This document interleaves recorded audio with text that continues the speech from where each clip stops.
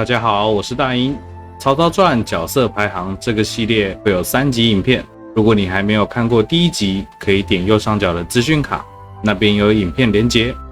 典韦无次，勇武果敢，为曹操麾下的近身侍卫，联军讨伐董卓兵败后，被大将夏侯惇赏识，转其麾下。濮阳之战，冒剑与屠吉，力挫吕布军。宛城之战，张绣反叛，为掩护主公撤退，孤身死守营门。曹操退至武阴，知道典韦战死，不禁落泪。相信不少玩家在玩正传时，每次为了救活典韦，都费尽千辛万苦的仔细计算怎么让他活下来。如果玩过梦幻关卡，拿到大铁骑专武之后，本身就会变成自带连环攻击，再加上反击后反击的效果，简直不要太过强大。一个回合能够打4下，真的很少有人能够扛得住他的伤害。只要再穿上衣服，伏魔袈裟，让他先手攻击，增强攻击之外，还能够提升格挡几率，超级适合他穿。我每次都把它丢到敌军之中，或者是断后，一个人扛下所有，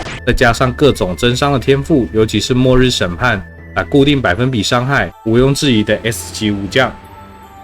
李典字曼成，出身地方豪族，早年随着曹操征战，参与平定黄巾、袁绍等势力的战役，屡有战功。为人谦逊好学，深明大义，不与人争功，温文儒雅，尊重博学之士，有长子之风，为儒将，官至破虏将军。公元214年合肥之战时，与张辽、乐进一同击败北上进犯的孙权。战后，公元215年，年仅36岁即病逝。李典单从属性面板天赋来看，他都是最烂的那一批部队之一。即使防御有着属于前段班的部队，在 140% 的难度下，他那点防御优势也没有太大作用。再加上他攻击距离短，一定要站在敌人的脸上，砍不住的话，伤害又低，只能当做仓库管理员。在这一版，因为兵种的关系，他可以穿一套很厉害的装备，才让他的评价提高。分别是古定刀加连环铠，再加上玉玺。在你所有单位当中，只有曹操、典韦、李典3个人能够穿这一套配置。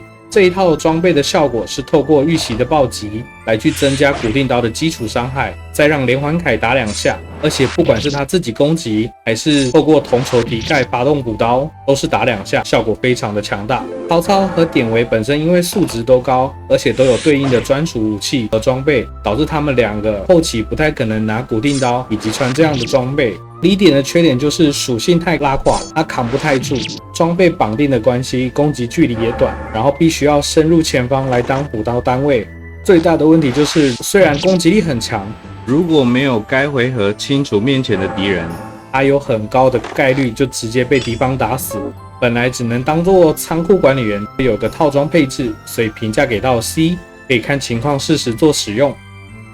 陈玉字仲德，早年曾协助地方抵御黄巾军，后归附曹操，原名陈立，因梦中见泰山捧日，被曹操更名为陈玉。参与国军大事，多次提出重要谋略，其深谋远虑，曾劝曹操保全兖州，稳定根基，并于官渡之战提出战略建议。性格刚毅果断，足智多谋，为曹操平定北方的重要谋士之一。陈玉不管在原作上还是在这一版，他的精神力都是所有测试中比较偏低下的，甚至比曹操还要低。在有荀彧和司马懿的情况下，他能上场的机会就变得比较小了。但是在这一版当中，他能够跟曹丕一起做转职，他转职成新的兵种都督，本身的天赋能够无视地形，加上策略反击水阵，其实这样看起来非常的不错，好像有潜力。但是问题依旧存在，他精神力不高，打不死人，也没有办法装上像荀彧这样的隐形头冠来解决防御问题。而敌方的都督单位都有着回归这项技能，陈玉也没有，直接被丢为仓管。好在他还有最后一项技能必杀的再战，能力是我方全体单位回归，完全的神技。我们只要配给他木牛流马的辅助道具，让他自动吃仙桃，他就可以站在前方被敌方单位攻击，只要一下不死，他就能够快速的累积必杀值。必杀值的累积是根据你消耗的血量下去做计算的。因为这一项技能，它本来也可以是 S 级的角色，毕竟全员回归实在太强了。但是这一版因为游戏引擎的关系，它这个回归变成有限制距离，大概只有附近3格的单位能够吃到这个效果，直接摔下神坦。然后其他单位的全体技能必杀技也有这个问题。顺带一提，幸好这个版本的4神中的白虎跟玄武能够全地图覆盖，所以我的评价是给到 C， 多少还是有出场的价值，但是条件比较严苛。测试的评价也给到 C。夏侯渊，字妙才，早年追随曹操起兵，参与平定各方势力，屡建战功，善于快速行军与奇袭作战。曹操曾称赞其虎步关右，所向无前，命其镇守关中、凉州等地区，多次平定叛乱。公元219年，建安24年，于定军山之中与刘备交战，遭黄忠击败身亡。夏侯渊一样有2个兵种可以选择，连弩骑兵跟前面一样张合是在同一个位置，所以评价给到 B。在吕布死后，他可以转职成县阵营。历史上的县阵营是步兵的精锐部队，但是在游戏上目前改成有车轮的部队。然后我方的友军县阵营是真的烂，敌方是强在数量一多靠上来的时候会有击退效果，能够打乱你布置好的阵型，而且只怕计策伤害。但是我方只有1支，整体素质也不高。防御是全游戏中我军少数的 S 档位的兵种，被打依旧很痛，而且还有地形限制。除了平地之外，其他地方的地形能力都会给到 60% 或者是70%，非常的夸张。就算你给他装备了道具敌炉，让他可以无视地形，但整体人物还是太拉垮，拆了东墙补西墙，哪边都补不好，所以最后只能沦为仓库管理员，评价给到 D。曹洪，字子廉，曹操堂弟，跟随曹操征战各地，多次救曹操于危难之中，更是在讨伐董卓联军时，曹军被徐荣所败，追杀曹操至失去坐骑时，曹洪立刻相马让给曹操。曹操推辞，曹洪说：“天下可无洪，不可无公。”以前李典、乐进、曹洪人物素质实在太差。但是在这一版，他直接大提升，天赋有着2次行动，再加上麻痹攻击，能够比别人多1个回合的单位，他就有无限的可能。再加上你如果先前通关了梦幻关卡，他甚至还能够再获得吸血攻击的效果。当然，他本身的数值非常不好，甚至可以用烂来形容。在打难度 140% 的敌方时，它只能打补助，完全没有伤害。可是当你装备了固定刀后，它的强大之处就开始发挥了。因为是打固定击伤，所以不用提升武力，武器能够发挥同仇敌忾的效果，就是我方单位打过后让它补刀，在有2回合的情况下，它就能帮你走到不同的位置站位，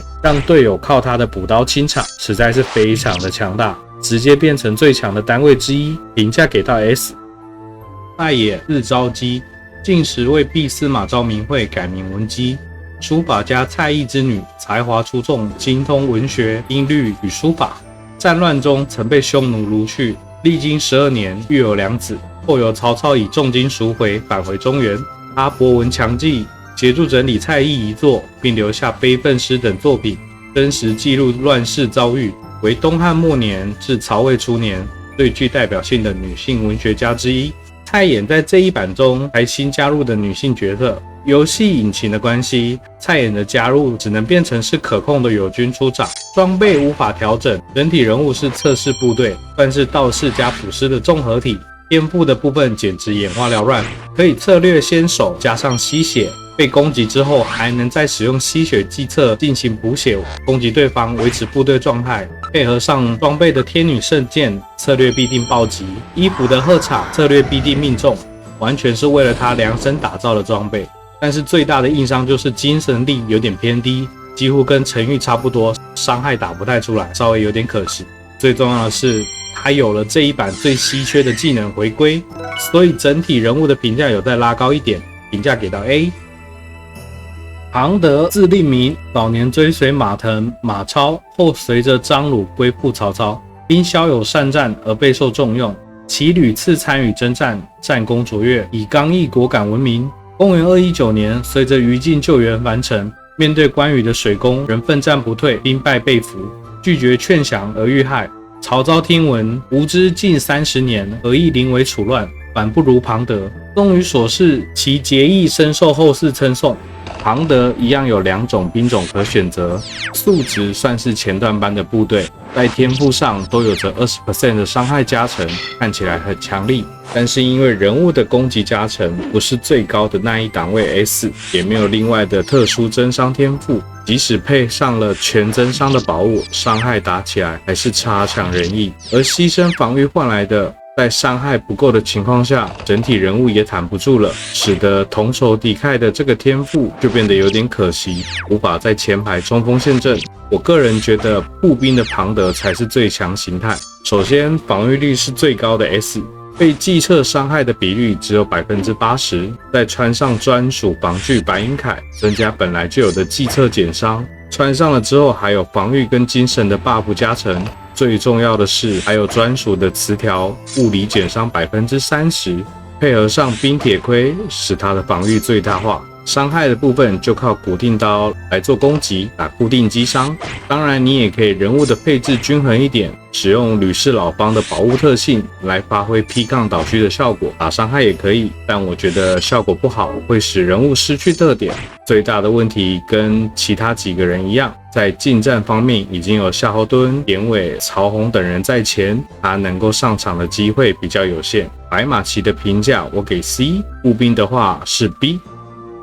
荀攸，字公达，荀彧的堂侄，为人沉着寡言，善于审时度势，屡献奇策，对官渡之战等重大战役的胜利贡献良多。其谋略深远，不喜居功，深受曹操倚重，历任军师、尚书令等职，为曹魏政权奠定基础的重要制臣。若为本作中少有的补师兵种，注定他的评价不会低。但是很可惜，这个版本补师的回归技能被拔掉了，直接被砍了一刀见骨。要不是还有自带解状态的天赋，在这个版本负面状态非常强力的情况下，评价甚至更惨。满宠辎重队在前，它的功能被完全的覆盖，拿到4神宝玉后的荀攸地位就变得无可取代。届时荀攸会再次从满宠的手上拿回第一补师的称号，不过是要到了比较大后期的关卡才能拿到该宝物。白虎的技能实在太过强大，可以帮我军全地图的单位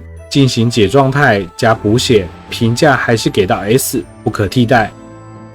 刘烨，字子阳，出身汉室宗亲，年少时便因才智闻名，后归附曹操，参与国军大事，常能洞察局势并提出建议。其多次分析天下局势，为曹操、曹丕提供谋略与决策参考。刘烨博学多闻，深受曹魏信任，历任侍中、太中大夫等职，为曹魏重要制臣之一。刘烨是我们唯一的远距离炮车攻击单位，在原版中他是火力强大的攻击部队，但是在这一版，尴尬的情况跟其他人一样，数值拉满的情况下，伤害依旧低下。在武器跟辅助位的宝物，它都有专属道具，能够给予敌方9宫格单位造成伤害。还有随机上负面状态这个非常强力的效果，但也仅限于此。即使放弃了上 buff 的这些宝物，选择增加伤害类型的宝物，整体数值还是偏低下，打不出伤害。绝大多数都是配合拥有固定刀的部队进行做攻击，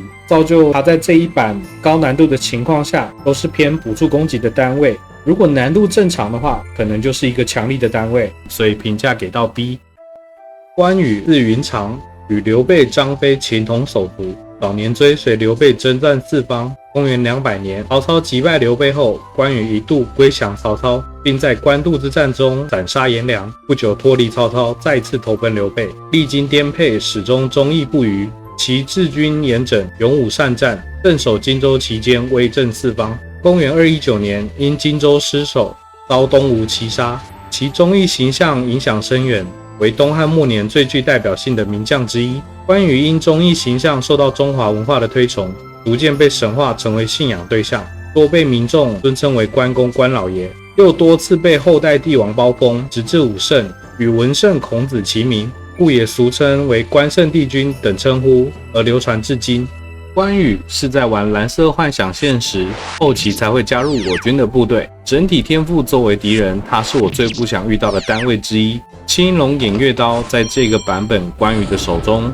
有着一堆的 buff 效果，能够暴击攻击对方不被反击，还可以破甲黄金铠的防御，让防御致命一击的效果直接被无视。再配合上赤兔马能够先手敌人，我军的近战部队是完全拿他没办法。而且这版还新增了青龙战袍，增加它的防御属性，几乎只有计策才能够对它造成伤害。加入我军后，跟其他几位大将相比，少了末日审判的增伤天赋，伤害会有点比不上他们。毕竟再给他增强的话，游戏可能要改名为刘备传或者是关羽传了。整体人物能力攻守突出，我个人评价是给到 S。